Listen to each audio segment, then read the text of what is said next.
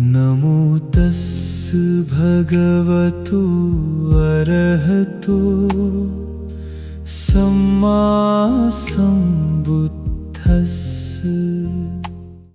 जब हम किसी शारीरिक बीमारी की बात करते हैं तो वहां एक बहुत ही स्पष्ट और मेरा मतलब है एक गणितीय सटीकता की उम्मीद होती है। मान लीजिए शरीर की कोई हड्डी टूट गई है तो एक्सरे में वो टूटी हुई रेखा साफ दिखाई देती है। चिकित्सक बस उस ओर इशारा करता है और कह देता है कि समस्या ठीक इस जगह पर है। बिल्कुल, वहाँ चीजें एक बाइनरी सिस्टम की तरह काम करती हैं। हड्डी या तो टूटी है या फिर नहीं टूटी है। ये स्पष्टता हमें सुकून देती है क्योंकि इंसानी दिमाग चीजों को साफ, पारदर्शी और एक श्रेणीबद्ध रूप में देखना पसंद करता है। लेकिन जब हम मानव जीवन के सबसे गहरे, सबसे सार्वभौम अनुभव की ओर मुड़ते हैं, यानी जो हमारा मानसिक दुख है, हमारी आंतरिक पीड़ा और अस्तित्व की बेचैनी है, तो अचानक वो एक्सरे मशीन काम करना बंद कर देती है। सही बात है, वहाँ चीजें बहुत जटिल हो जाती हैं। आज के इस गहन विश्लेषण में हम इसी धुंधलेपन को डीकोड करने जा रहे हैं।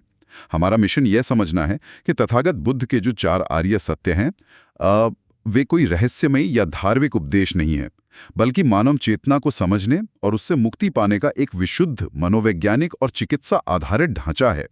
और इस विश्लेषण की सार्थकता भी इसी बात में है कि हम बुद्ध की शिक्षाओं को किसी आस्था के चश्मे से ना देखें। ये जीवन की यथार्थता का एक ऐसा तार्किक ढांचा है जो व्यक्ति को अपने मानसिक और बौद्धिक जीवन का नियंत्रण स्वयं अपने हाथों में लेने की एक वैज्ञानिक पद्धति प्रदान करता है। तो इस पद्धति की गहराई में जाने से पहले एक शब्द है जो बार बार सामने आता है, आर्य। अक्सर इस शब्द को लेकर इतिहास में और समाज में भी कई तरह के भ्रम रहे हैं। देखिए, कुछ लोग इसे नस्ल या किसी प्रजाति से जोड़कर देखते हैं। इस ढांचे में आर्य सत्य का वास्तविक अर्थ क्या है? आर्य का किसी मानव प्रजाति, जाति या नस्ल से कोई संबंध नहीं है। इसका विशुद्ध अर्थ है श्रेष्ठ, शुद्ध, सत्य और वस्तुभूत। जो व्यक्ति सभ्य है, सुसंस्कृत है और सबसे महत्वपूर्ण बात, जो यथार्थ को ठीक उसी रूप में देखने की क्षमता रखता है जैसा वह है, बिना किसी मानसिक मिलावट के, वही आर्य है। मतलब एक स्पष्ट दृष्टि होना। बिल्कुल।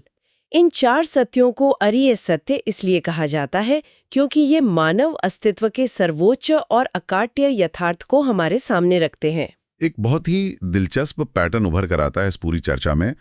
बुद्ध का पूरा दृष्टिकोण किसी दार्शनिक की तुलना में एक वैज्ञानिक या एक चिकित्सक के ज्यादा करीब लगता है। उन्हें महाभेषज यानी महान चिकित्सक भी कहा गया है। पहले बीमारी को पहचानना यानी डायग्नोसिस, फिर बीमारी के कारण का पता लगाना, इटियोलॉजी, उसके बाद ये सुनिश्चित करना कि स्वस्थ अवस्था क्या है, प्रोग्नोसिस, और अंत में उपचार निर्धारित करना यानी प्रिस्क्रिप्शन। उन्होंने दुख सत्य को रोग के रूप में परिभाषित किया, दुख के कारणों को रोग का कारण बताया, दुख निरोध को स्वास्थ्य की अवस्था माना और दुख निवारण के मार्ग को औषधि के रूप में प्रस्तुत किया। ये कोई भावुकता से भरा दर्शन नहीं है, यह सत्य का बिना किसी लाग लपेट के सीधा सामना करना है। इसे एक व्यवहारिक उदाहरण से समझते हैं। मैं सोच रहा था कि मान लीजिए एक व्यक्ति डॉक्टर के पास जाता है। डॉक्टर उसके शरीर की पूरी जांच करता है और रिपोर्ट देखने के बाद कहता है कि उसे टीबी की बीमारी है। तो क्या वो व्यक्ति नाराज होकर भाग जाएगा? नहीं, बिल्कुल नहीं भागेगा। और क्या वो डॉक्टर को निराशावादी कहेगा कि तुमने मुझे बीमारी क्यों बता दी? मुझे तो सब कुछ अच्छा अच्छा सुनना था। जाहिर है, सच्चाई जानना और बीमारी को स्वीकार करना ही इलाज की पहली सीढ़ी है। बिल्कुल सटीक बात कही आपने। उस व्यक्ति को यह समझना ही होगा कि डॉक्टर केवल बीमारी का खौफ नहीं दिखा रहा है, वो एक वैज्ञानिक प्रक्रिया का पालन कर रहा है, जहां बीमारी की पहचान के साथ साथ उसका कारण, उसका इलाज और उसकी अचूक दवा भी मौजूद है। बुद्ध ने जब ज्ञान प्राप्ति के बाद सारनाथ के ऋषि पत्तन में अपना पहला उपदेश दिया, जिसे धम्मचक्र प्रवर्तन कहा जाता है, तो वो एक तरह से मानवता के लिए जारी की गई पहली विस्तृत मेडिकल रिपोर्ट थी। और उस रिपोर्ट की शुरुआत सीधे बीमारी के ऐलान से नहीं हुई थी, जहां तक मैं समझ पा रहा हूं। शुरुआत में एक बहुत ही संतुलित दृष्टिकोण रखा गया, जिसे मध्यम मार्ग कहते हैं। हाँ, ये मध्यम मार्ग बहुत महत्वपूर्ण है। इसमें बताया गया है कि जीवन में 2 अतियों से बचना चाहिए। पहली अति है इंद्रिय सुखों में पूरी तरह लिप्त हो जाना और दूसरी अति है शरीर को घोर कष्ट देना या कठोर तपस्या के नाम पर खुद को पीड़ा देना। अब मानव मन का ये स्वभाव भी तो है कि वो पेंडुलम की तरह एक छोर से दूसरे छोर तक झूलता रहता है, या तो असीम भोग या फिर असीम त्याग। एकदम सही। और मध्यम मार्ग इस पेंडुलम को बीच में स्थिर करता है, जहां प्रज्ञा और विवेक का जन्म होता है। इसी संतुलन को स्थापित करने के बाद पहले अरिय सत्य यानी दुख की घोषणा की गई। जन्म, बुढ़ापा, बीमारी, मृत्यु, अप्रिय से मिलना, प्रिय से बिछुड़ना, ये सब दुख है। रुकिए, यहाँ एक बहुत ही स्वाभाविक और तार्किक प्रश्न उठता है, और ये अक्सर लोगों को भ्रमित भी करता है। क्या मानव जीवन सच में केवल दुख है? मेरा मतलब है, अगर कोई व्यक्ति अपनी पसंदीदा फिल्म देख रहा है, किसी स्वादिष्ट भोजन का आनंद ले रहा है, या उसे अपने करियर में कोई बहुत बड़ी सफलता मिली है, तो वो दुख कैसे हो सकता है? केवल दुख को ही सत्य क्यों माना गया, सुख को क्यों नहीं? ये सवाल बुद्ध के दर्शन को समझने की सबसे महत्वपूर्ण कुंजी है।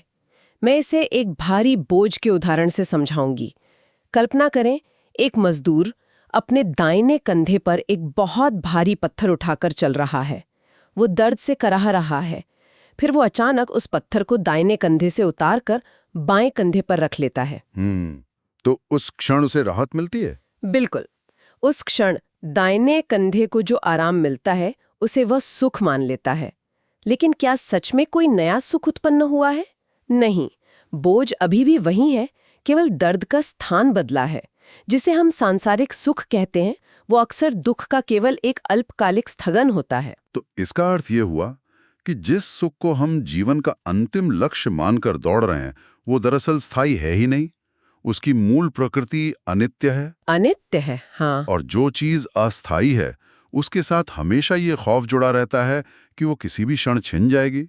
ये खोने का डर ही उस सुख के भीतर बैठे दुख का बीज है। बिल्कुल। सुख की इसी क्षण भंगुरता के कारण उसे सर्वोच्च आर्य सत्य के पद पर स्थापित नहीं किया जा सकता। देखिए, जब व्यक्ति किसी शारीरिक या मानसिक पीड़ा से मुक्त होता है, तो उसे लगता है कि वो सुखी है, लेकिन यथार्थ में वह केवल वेदना का अभाव है। लेकिन जब जीवन को इस तरह दुखमय बताया जाता है, तो समाज में अक्सर एक बहुत ही खतरनाक किस्म का निराशावाद या भाग्यवाद फैल जाता है। लोग ये सोचने लगते हैं कि जब सब कुछ दुखी है, तो कुछ करने का क्या फायदा? और यहीं से समाज में एक बहुत गहरे शोषण का जन्म भी होता है। ये मानव इतिहास की सबसे बड़ी विडंबनाओं में से एक है। वास्तव में बुद्ध अनिवार्य रूप से महासुखवादी हैं। अच्छा? हाँ, वो दुख का डायग्नोसिस इसलिए कर रहे हैं ताकि उसका इलाज किया जा सके। लेकिन सत्ता और धर्म की ठेकेदारी करने वालों ने एक बहुत बड़ा भ्रम फैलाया। उन्होंने ये धारणा स्थापित कर दी कि समाज में मौजूद गरीबी, बीमारी या अशिक्षा वास्तव में पिछले जन्मों के पाप का फल है। तो एक तरह से इस कर्म के सिद्धांत को समाज को कंट्रोल करने के लिए एक टूल बना दिया गया। शोषक वर्ग ने ये नैरेटिव सेट कर दिया कि वे जो सत्ता और धन भोग रहे हैं, वो उनके पिछले जन्म के पुण्यों का फल है, और जो शोषित है वे अपने पापों की सजा काट रहे हैं। हाँ, ये एक ऐसा मायाजाल था जिसने दबे कुचले लोगों को कभी अपने अधिकारों के लिए आवाज उठानी ही नहीं दी। उन्हें लगा कि ये दुख तो विधाता का लेख है। और बुद्ध का दर्शन ठीक इसी विधाता के लेख को खारिज करता है। ये एक बहुत बड़ा सामाजिक और मानसिक विद्रोह था। बुद्ध ने स्पष्ट किया कि दुख का कारण कोई ईश्वरीय प्रकोप, रहस्यमयी शक्ति, ये पिछले जन्म का अमूर्त हिसाब किताब नहीं है। मतलब कारण बिल्कुल इसी जीवन में है। अप्प दीपो भव, अपना दीपक स्वयं बनो, ये उद्घोषणा मनुष्य को भाग्यवाद की बेड़ियों से आजाद कर देती है। अगर दुख किसी ईश्वरीय प्रकोप का परिणाम नहीं है, तो फिर इस बीमारी का वास्तविक वायरस क्या है? जब हम दूसरे अर्य सत्य यानी दुख समुदाय पर आते हैं, तो ये स्पष्ट होता है कि संसार कारण और कार्य के नियम से बंधा है। कोई भी घटना अकारण नहीं होती। तो इस मानसिक पीड़ा के पीछे का मूल कारण क्या है? वो मूल वायरस है तृष्णा, अंधी इच्छा, वासना या क्रेविंग। भवतृष्णा, कामतृष्णा, विभव तृष्णा। ये कोई साधारण इच्छा नहीं है। ये एक ऐसी अंधी दौड़ है जो कभी पूरी नहीं होती। तृष्णा को अगर समझना हो तो ये उस व्यक्ति की तरह है जो प्यास बुझाने के लिए समुद्र का खारा पानी पी रहा है। बिल्कुल सही। वो जितना पानी पीता है, उसकी प्यास उतनी ही अधिक बढ़ती जाती है। लेकिन ये तृष्णा पैदा कैसे होती है? इस पूरे अध्ययन में प्रतीति समुत्पाद यानी डिपेंडेंट ओरिजिनेशन का जिक्र आता है। ये 12 अंगों का एक चक्र है। लेकिन अगर हम केवल इन नामों को पढ़ें तो ये बहुत सैद्धांतिक लगता है। ये असल जीवन में कैसे काम करता है? ये चेन रिएक्शन शुरू कैसे होता है? इस सिद्धांत को गहराई से समझना एक बौद्धिक जागरण है। ये बताता है कि एक घटना के घटने पर ही दूसरी घटना जन्म लेती है। 12 अंगों को रटने के बजाय इसके मैकेनिज्म को एक साधारण आधुनिक उदाहरण से समझते हैं। हाँ, उदाहरण से ज्यादा स्पष्ट होगा। मान लीजिए स्पर्श यानी कांटेक्ट और वेदना यानी सेंसेशन की प्रक्रिया चल रही है। आप सड़क पर चल रहे हैं और आपकी आंखें, जो कि एक इंद्रिय है, एक विज्ञापन देखती हैं जिसमें एक बहुत ही चमकदार नई कार है। ये जो संपर्क हुआ, ये स्पर्श है। भले ही मेरे पास पहले से एक अच्छी कार हो और मुझे नई कार की कोई जरूरत ना हो। यही इसका सबसे अहम बिंदु है। जरूरत न होने पर भी जैसे ही वह स्पर्श होता है, आपके मस्तिष्क में एक सुखद वेदना या सेंसेशन पैदा होती है और अगले ही माइक्रोसेकंड में वो वेदना एक तीव्र इच्छा में बदल जाती है कि ये कार मुझे चाहिए। और यही तृष्णा है। यही तृष्णा है। इंद्रियों का बाहरी विषयों से संपर्क हुआ, उससे सेंसेशन पैदा हुई और उस सेंसेशन ने उस चीज को पाने की अंधी चाहत पैदा कर दी। ये प्रक्रिया दिन भर में हमारे भीतर हजारों बार होती है। और अगर हम इसे जूम आउट करके एक बड़े परिप्रेक्ष्य में देखें तो ये बात कितनी अचूक लगती है। एक व्यक्ति के भीतर उठने वाली यही छोटी सी तृष्णा जब सामूहिक रूप ले लेती है तो ये देशों के बीच युद्ध, प्राकृतिक संसाधनों के दोहन और बड़े वैश्विक संघर्षों का रूप धारण कर लेती है। बिल्कुल, अज्ञानता या अविद्या से शुरू होकर तृष्णा तक पहुंचने का ये सफर ही इंसान से बुरे कर्म करवाता है। साधारण मन इस कारण को खोजने से डरता है, लेकिन जैसे ही हमें पता चल जाता है कि मूल वायरस तृष्णा है, तो बीमारी के इलाज की दिशा साफ हो जाती है। और यहीं से हम तीसरे आर्य सत्य में प्रवेश करते हैं, दुख निरोध। निरोध का मतलब है पूरी तरह रोक देना या समाप्त कर देना। तो क्या तृष्णा का समूल नाश ही वो अवस्था है जिसे निर्वाण कहा गया है? हाँ, ठीक वही। लेकिन फिर वही सवाल उठता है, अगर हमारे भीतर कोई इच्छा ही नहीं होगी, कोई क्रैविंग नहीं होगी, तो क्या जीवन एकदम शून्य या खाली नहीं हो जाएगा? मतलब क्या निर्वाण का मतलब किसी परम आनंद या किसी चमत्कारी स्वर्ग की प्राप्ति नहीं है? देखिए, मानव मन हमेशा एक नए प्रकार के सुख की कल्पना करता रहता है, लेकिन बुद्ध का दृष्टिकोण अत्यंत यथार्थवादी था। जब उनसे निर्वाण के बारे में पूछा गया तो उन्होंने किसी स्वर्ग या परम आनंद की कोई मार्केटिंग नहीं की। तो उनका क्या उत्तर था? उन्होंने बहुत सीधा जवाब दिया, कांटा निकल जाएगा, घाव भर जाएगा। ये एक बहुत ही शक्तिशाली विचार है। हम अक्सर सोचते हैं कि बीमारी खत्म होने के बाद आसमान से कोई नया सुख गिरेगा, लेकिन सच तो ये है कि दर्द का न होना ही अपने आप में सबसे बड़ा स्वास्थ्य है। स्वास्थ्य बाहर से नहीं आता। बिल्कुल नहीं आता। जब राग, द्वेष और मोह रूपी वायरस नष्ट हो जाते हैं तो मन अपनी प्राकृतिक शांत और शुद्ध अवस्था में लौट आता है। यही निर्वाण है। अब सवाल यह है कि इस अवस्था तक पहुंचा कैसे जाए? वो कौन सी अचूक औषधि है जो इस तृष्णा को मिटा सकती है? इसका उत्तर है चौथा आर्य सत्य, दुख निरोध मार्ग, जिसे आर्य अष्टांगिक मार्ग भी कहा जाता है। ये 8 अंगों वाला एक अत्यंत संतुलित मार्ग है। सम्यक दृष्टि, सम्यक संकल्प, सम्यक वाणी, सम्यक कर्मांत, सम्यक आजीव, सम्यक प्रयत्न, सम्यक स्मृति और सम्यक समाधि। यहाँ हर शब्द के आगे सम्यक लगा है, जो फिर से उस मध्यम मार्ग को दर्शाता है। लेकिन ये मार्ग काम कैसे करता है? क्या ये केवल कुछ नैतिक नियमों का पालन करना है? वैज्ञानिक प्रोटोकॉल है। इसे मुख्य रूप से 3 हिस्सों में बांटा जा सकता है, शील, समाधि और प्रज्ञा। इसे थोड़ा और स्पष्ट करते हैं, ये व्यवहार में कैसे उतरता है? उदाहरण के लिए, सम्यक दृष्टि का अर्थ केवल चीजों को देखना नहीं है, बल्कि कारण और कार्य के नियम को गहराई से समझना है। सम्यक आजीव का अर्थ है ऐसी आजीविका कमाना जिससे किसी दूसरे जीव को या समाज को नुकसान ना पहुंचे। ये पूरा मार्ग एक साथ काम करता है। विपस्सना जैसी ध्यान विधि का मूल उद्देश्य यही है, चीजों को ठीक उसी रूप में देखना जैसी वे हैं, बिना किसी प्रतिक्रिया या पूर्वाग्रह के। जब मनुष्य इस मार्ग पर सजगता से चलता है तो वो हर पल अपने भीतर पैदा होने वाले स्पर्श और वेदना को ऑब्जर्व करना सीख जाता है। और उसे तृष्णा में बदलने से रोक लेता है। बिल्कुल, वही तो मुख्य इलाज है। तो अगर हम आज के संपूर्ण विश्लेषण को एक धागे में पिरोएं तो ये बिल्कुल स्पष्ट हो जाता है कि 4 अरिय सत्य मानव चेतना की सबसे जटिल गुत्थियों को सुलझाने का एक मास्टर क्लास है।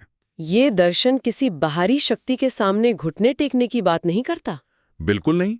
ये अंधविश्वासों और थोपे गए भय की उन बीड़ियों को तोड़ता है जो मनुष्य को सदियों से कमजोर बनाती आई हैं। ये एक स्पष्ट उद्घोषणा है कि मनुष्य खुद अपना स्वामी है। हाँ, मुक्ति के लिए किसी बाहरी चमत्कार की प्रतीक्षा करने की आवश्यकता नहीं है। यदि हम यथार्थ को स्वीकार कर लें, मन के मैकेनिज्म को समझ लें और अष्टांगिक मार्ग का अभ्यास करें, तो मानसिक स्वतंत्रता इसी जीवन में संभव है। हाँ, ये एक ऐसी वैज्ञानिक यात्रा है जो हमें दिखाती है कि जीवन की डोर वास्तव में हमारे ही हाथों में है। इस पूरी चर्चा के बाद मुझे लगता है श्रोताओं के लिए यह विचार करने का एक बहुत ही प्रासंगिक विषय है।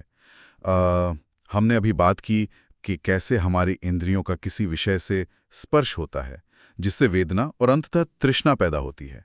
आज के इस आधुनिक युग को देखें, जहां हम पूरी तरह से डिजिटल दुनिया से घिरे हुए हैं। आधुनिक तकनीक का पूरा ढांचा ही मानव मनोविज्ञान के इसी सिद्धांत पर खड़ा है। ठीक कहा। सोशल मीडिया, लगातार आने वाले नोटिफिकेशंस, चमचमाते विज्ञापन और इस पूरी डिजिटल अर्थव्यवस्था का बिजनेस मॉडल ही क्या है? ये हमारे मस्तिष्क में हर सेकंड नए स्पर्श और नई वेदना इंजेक्ट कर रहा है। एक तरह से ये एक निरंतर चलने वाली फैक्ट्री है जिसका एकमात्र उत्पाद तृष्णा है। बिल्कुल। मनुष्य को ये गंभीरता से सोचना चाहिए कि क्या ये स्क्रीन, ये स्मार्टफोन्स आज के समय की सबसे बड़ी दुख उत्पन्न करने वाली मशीनें नहीं बन गए हैं? यदि बुद्ध आज के इस डिजिटल परिदृश्य का विश्लेषण करते तो क्या वे इसे दुख समुदाय का सबसे बड़ा और सबसे खतरनाक आधुनिक रूप न कहते? ये आत्मचिंतन का विषय है कि हमारी चेतना और हमारी शांति का रिमोट कंट्रोल वास्तव में किसके हाथों में है।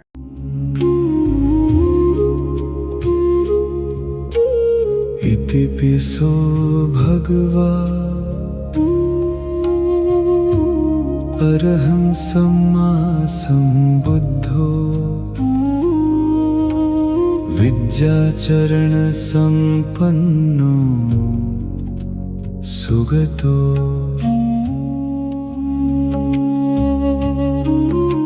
स्वाख्यातो भगवता धम्मो संदिट्ठिको अकालिको एहि पस्सिको ओपनैको पच्चत्तं वेदितव्यो विन्युहिति।